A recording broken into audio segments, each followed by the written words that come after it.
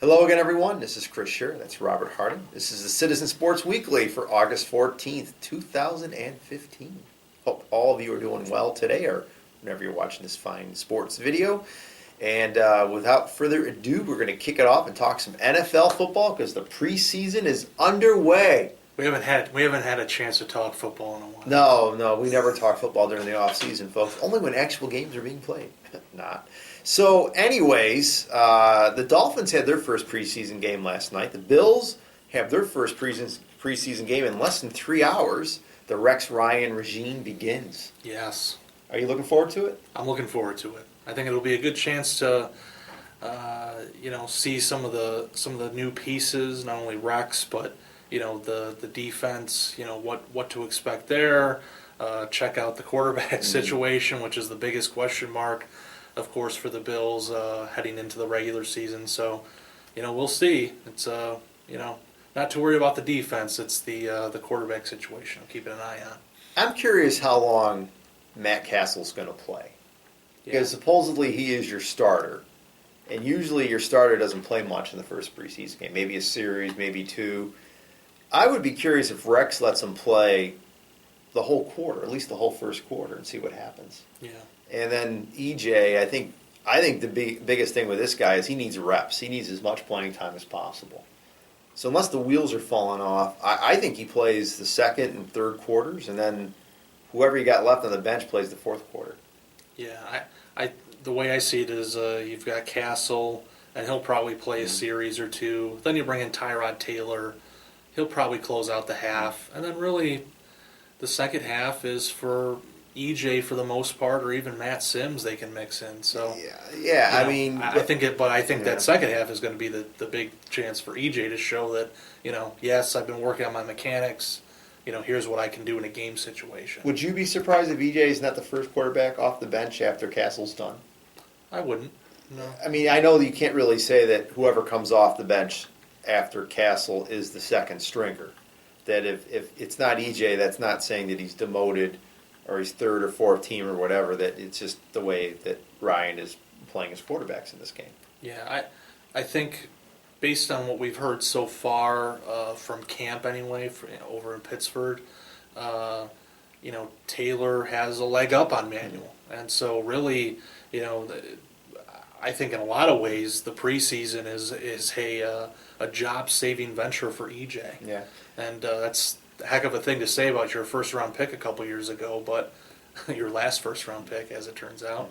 But that's the reality. He needs to show us something, and it just hasn't been there. Okay. So now, this video will be posted after the game is over, I would presume. So when all you guys are watching this, the game's going to be over. So, Robert, what else in this game were you hoping to see, or were you looking to see from the Bills besides obviously the quarterback position? I don't think you're going to see a lot here, but I'll be curious to see how much they run the ball. Because this is a hallmark of Greg Roman's offense, of course. He does like to run the ball. Had Frank Gore out in San Francisco to carry the load. Now he's got LaShawn McCoy and a couple other options too. Fred Jackson, of course, and Bryce Brown, for example, and then Anthony Dixon. You got some others to mix in, a couple rookies. So, he'll have a chance to really show the run game, and of course that takes us into the offensive line, which was a terrible last year. They think they've improved it. They think they've solidified it. So we'll see how they do in the first round of game action here. Now, in my column that ran Thursday in the Citizen, which is still available on auburnpub.com, I predict the Buffalo Bills are going to make the playoffs. Now, I did it last year, and it almost happened. They finished 9-7. We're that close. 9-7. They lose that one game to the Raiders. The Raiders, that really kept them out of the playoffs. So, if they won that game, I think they would have gotten in after all the after everything fell into place. And you could say that the Bills are a better team than they were last year. Yeah. Even with a quarterback question mark, they are a better team than last year. I'm thinking they're going to make the playoffs. Now, will my Miami Dolphins make the playoffs? That's a good segue into the Dolphins, who actually did play a preseason game last night in Chicago, got whooped by the Bears 27-10, although the score doesn't really matter because when the starters were on the field, Miami basically won 7-3. Ryan Tannehill looked very good. I believe he was 6 of 7. Lamar Miller had 32 yards rushing on only 3 carries, including a 27-yard run. Jarvis Landry touchdown catch on a 4th and goal at the 2. So the Dolphins starters look very good, and of course the defense, the Ndamukong Suh, was offsides on one play, but otherwise than that he had to be double teamed. Opened up a sack for Cam Wake, although got called back on a penalty. So the Dolphins, outside of the first and second teamers, the third teamers were horrible. I mean, the third and fourth string quarterbacks, including Josh Freeman, just looked absolutely horrendous. So, and that's where a lot of the points came from for the Bears in the second half, because they didn't have to go very far because they kept picking off Dolphin backup quarterbacks there. So I'm pleasantly pleased. In other words, Tannehill has to stay healthy. Yeah, he's got to stay healthy. I'm pleased with the performance. I wasn't expecting a lot. There's no game planning. Like my friend Orlando Elzagari said on 560 WQAM, don't put too much into preseason games. Don't get too high. Don't get too low. Just take it for what it is. And I take it for what it is. The first team played well, and there's a long way to go. I was saying on Twitter last night when the Dolphins scored on their first drive, I said, look, last year they scored on their first drive of the preseason. And we all know what happened after that. The offense was better than the year before, but it wasn't where we wanted it to be. So let's not get too excited, okay? It is exciting that they're playing again. I was pretty, pumped up about it. I got a Marino jersey on, was listening to the game on the internets there, and it was fun. But let's not get too excited. We got a ways. A lot of stuff can happen. So, but so far so good for the Dolphins. So, what in terms of the Dolphins, what do you think? Because I've been putting together my predictions and that, went through my first draft, and I have the Dolphins making the playoffs. Yeah. I think they have some favorable matchups this year. What do you think keeps them out of the playoffs? Well, offensive line play can be spotty. They're looking for guards. That's all up in the air. And defensively, linebacker, I think, can be a weak spot a little bit. And defensive back, too, or, the corners. You've got Brent Grimes, who's an all-pro, but the other side of there, you've got a bunch of guys competing for that position. So, and then kicking. I hate to say it, but Cal Sturgis, any Dolphin fan will tell you, Cal Sturgis makes you nervous, okay?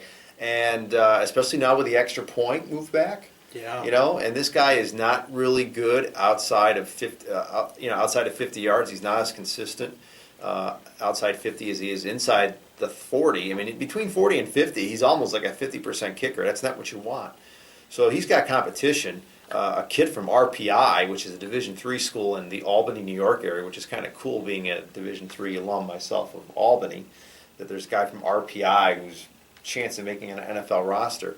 So, like I said, they're solid in a lot of spots, but I got to see some things. I really want to see what this offense can do now that they've gotten a full year under Bill Lazor's system and they've revamped the wide receiving core. Defensively, obviously, Ndamukong Suh makes a big difference. They should be pretty stout against the run. But again, I could just see this team having issues defending short passes over the middle and sometimes deep passes. So we'll see what happens, but so far so good. Yeah, I think in the AFC East, and it's crazy to say this with with Tom Brady and the Patriots offense in this division. I think the Dolphins have the best offense. Wow, that's a bold statement. I think they have. I think potential though. They have Lamar Miller at running back, very good running back. Very good running back. You look at the wide receiving core. One of the best young receiving cores in the league. Mm-hmm. With Landry, of course, you've got the rookie there. His name escapes me. Devontae Parker. Right. Who hasn't even done anything as he's been Right. hurt. He may not even be playing in the first game. Yeah, that's crazy. And then you got my favorite, Jarvis Landry. Yeah. And then you got Greg Jennings, a solid veteran Yeah. who's a good route runner. Route runner? Route runner. There we go. And, so they do have a better wide receiving core than they did last year. So I think that is important. And I like the tight ends. Yeah. Jordan Cameron. Cameron's a very good pickup. Yeah, if he can stay healthy, no concussions, and I think he adds a lot, especially in the red zone. And Deion Sims, a solid wide receiver out of the backfield as a tight end there. He made a nice catch over the middle in last night's game. So, yeah, look, there's a lot of potential with the Dolphins, no doubt about it, but can they fulfill it? That's the big thing. So, we'll see. Yeah. You ready to talk baseball? Let's talk baseball. Let's talk baseball. Pennant races, folks. The Blue Jays. Who saw this coming? My Canadian friends are, absolutely in ecstasy. former Doubleday's parent club. They're not actually talking hockey. They're talking baseball in Toronto. Well, the Maple Leafs don't give you a lot to chat about. No, so far. But trust me, once the calendar turns to September, the hockey yeah. talks. But anyways, Blue Jays are hot. They've caught up and have passed the Yankees. Big 3-game series that starts tonight in Toronto. The Rogers Center. This place has got to be a zoo tonight. I mean, it has to be. I hope so. It has to be. I mean, I've been to the Rogers Center a lot of time. I think I've been to the Rogers Center more than any other Major League Baseball ballpark. Really, maybe. No. It's up there though. I've seen about 5 or 6 games at the Rogers Center. All of them between 2000 and 2010. Nice place to see a ball game. I mean, yeah, it's got turf and it's a modern stadium, but it's not a bad place to see a game. I enjoy it. So I like to think that Toronto fans are going to be out in vengeance tonight, especially because they're playing the Yankees of all teams. So I believe they're going for their 12th straight win tonight. So the Blue Jays, I mean, they made some moves at the deadline. They got Price, they got Tulowitzki. They're paying off. They were a decent team to begin with. I think realistically, a psychological edge. I think making those trades told those guys on the roster, like, you know something? Our front office is going for it. Mm-hmm. And let's do it. You know, let's pick it up here. And they're doing it.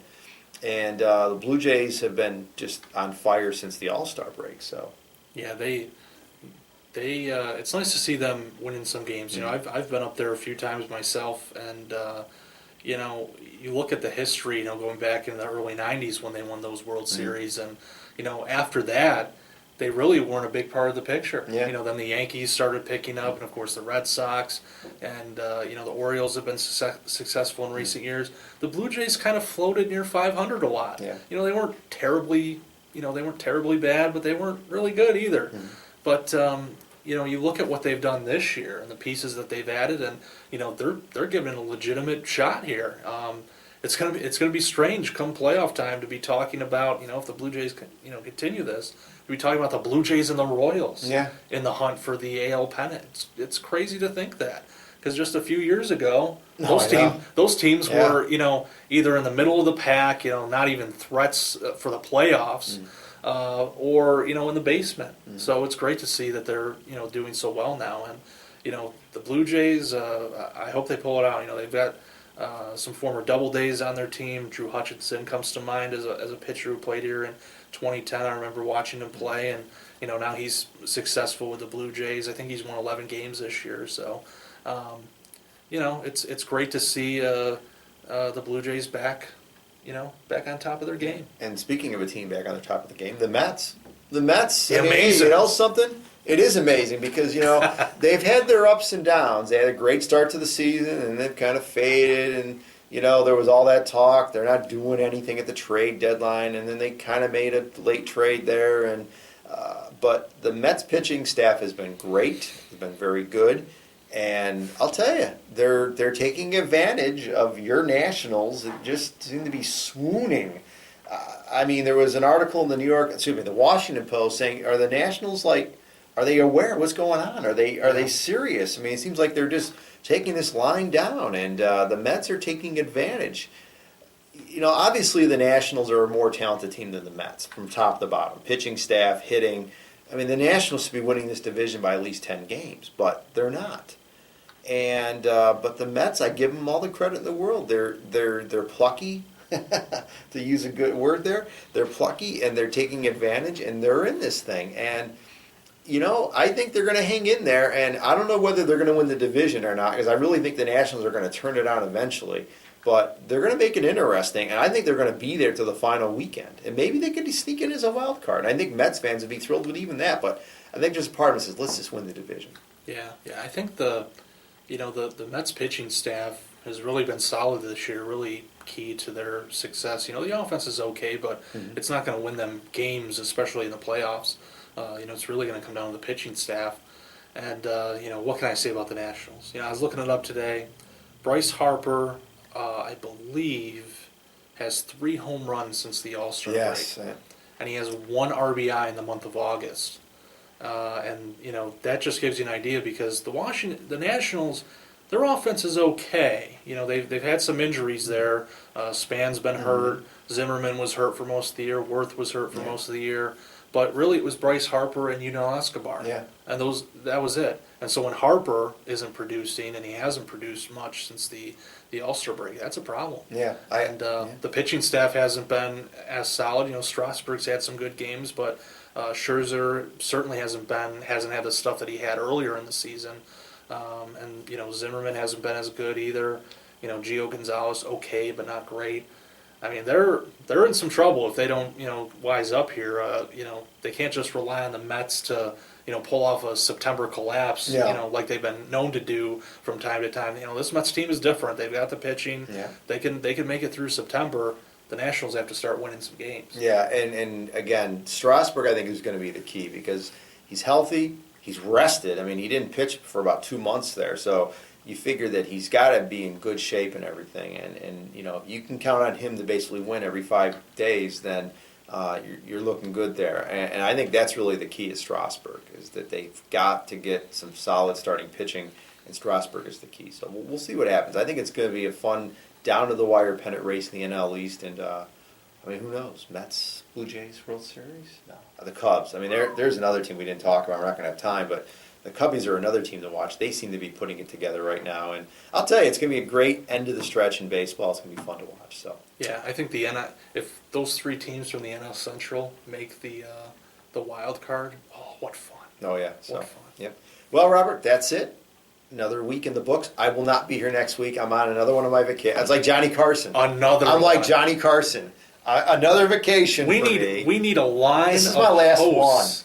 We need a line of hosts for when you go on vacation. Joan Rivers, Jay Leno. I need my Joan Rivers. That's what I need. Moneybags. Yeah. Well, he's not going to be here either. Oh wow! See, Man, see what you've done. You can guest host. You can co-host with your favorite person. Myself. Yourself. There you go. Right. All right, folks. Thanks for watching. If you liked the video, please share the link. And I guess I'll see you in a couple weeks. But Robert, we'll see you next week. So thanks again.